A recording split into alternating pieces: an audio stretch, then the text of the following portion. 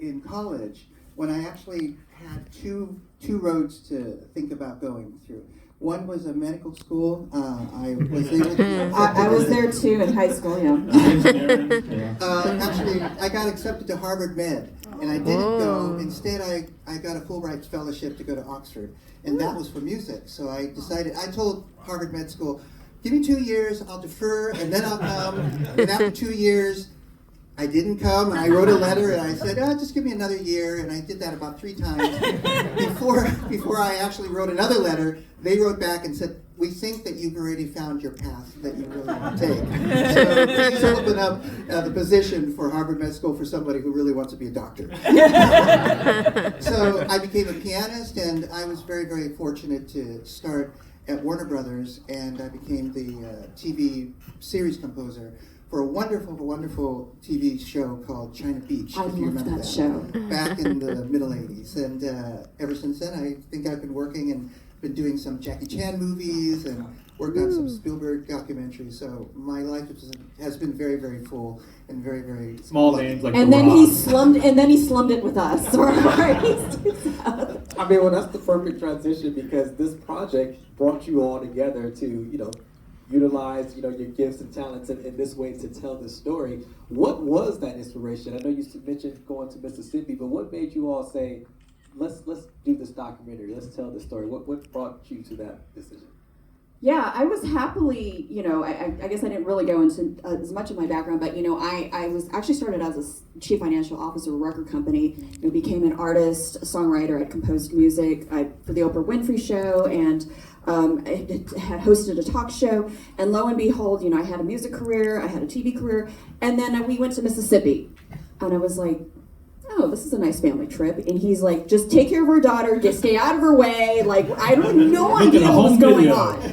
And so I just thought we were going to put some flowers at a gravesite and then come back to California. I grew up, in Southern California. I grew up in Diamond Bar, never been to Mississippi. And then I stepped into that museum, like you guys saw, and I was like, what the heck is going on here? And really, in many ways, the film is told as much as through the family lens as my lens, being that fly on the wall going, I cannot believe we didn't learn this history. I cannot believe all these revelations are happening. The Bible, the birth certificate. I mean, just all these people that we meet. I'm like, this would make a great movie. And so then I got this crazy idea. Why don't we started with a short film called Finding Cleveland. That was about 13 minutes, just to see if people were interested in the story. And we ended up touring the country with it, and then ended up realizing there were a lot of people that were interested. And in fact, just this past week, I don't know how many of you've seen Sinners, the new movie, but there are 2 Chinese characters in the film, and so three, including the kids. Three, and it's like people have had a lot of interest in this story, in this history. And so we were not taught it in school, and so I figured, this was my way to basically teach my high school self the history that I wish I knew. That's amazing. No, it's such a well-told story. I mean, it really seemed like it was thought. And some of the things, it's like, wow, I'm glad that I waited to see the ending because I was blown away by seeing that. I mean, that's like a story like you just can't make up. If I didn't see it, I wouldn't believe it. It's like, no way. Yeah, I know. That's what we always said. We scripted this. No one would believe us.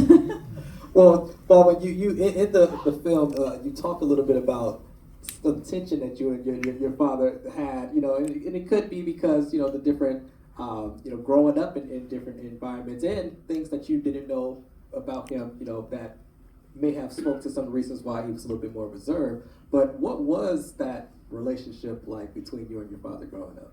Yeah, I mean, I started an early love for hip hop. And my dad started an early hatred for hip hop.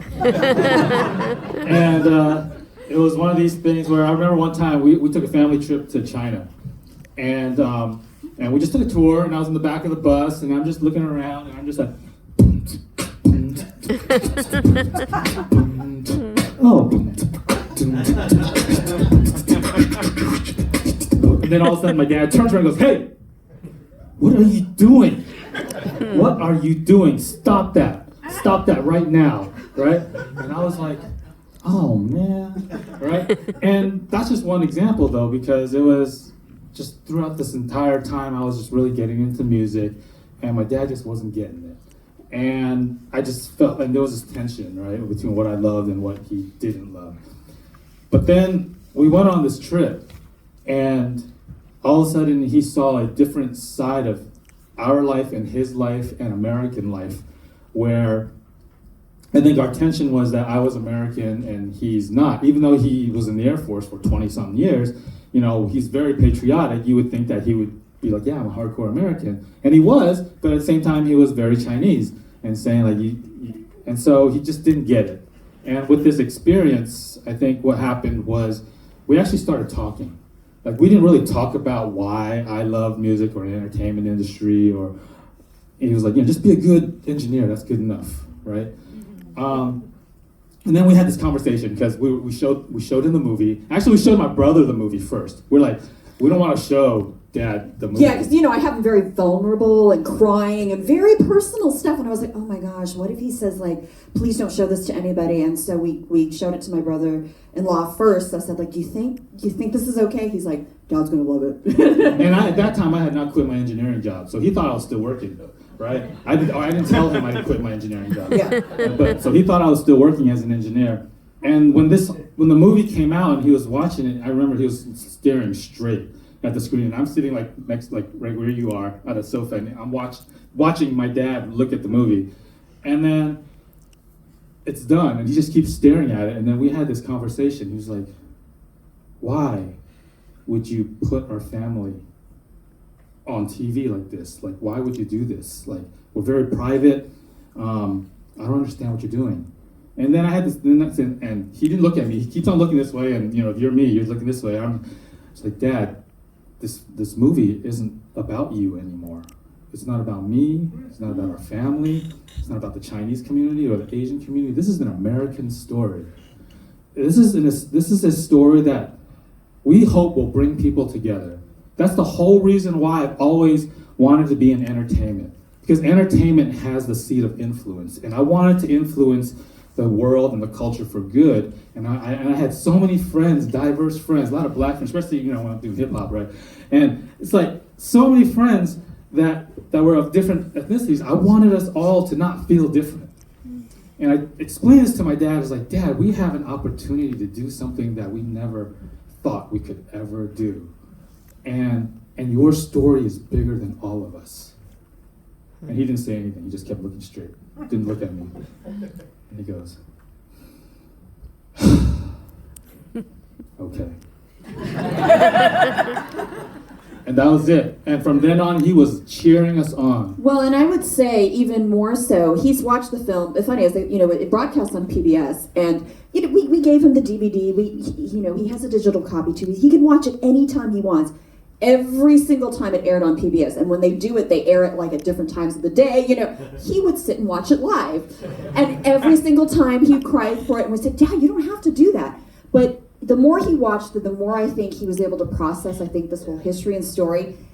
And I'm going to get emotional thinking about this, and that's why we're here today. And you know, and we have a special mission for you guys at the end as well, to carry on his legacy as we're doing this in tribute to him today. He said to me multiple times, he said, people need to know this story. They need to know what happened to at the Exclusion Act. They need to know what happened to the Black community, the Chinese community. They need to know this happened. And even more so today, in today's climate, I'm reminded about this history that it happened, you know, and we have to learn from the lessons of the past. And he didn't know that history, and so he harbored so much resentment and bitterness towards his father, and didn't know that there were forces greater than him that were involved in separating his family. And so, you know, for us, we carry on that, and we hope all of you in the audience will help us carry on this history and his legacy so that more people will know. Absolutely. As you're speaking on that,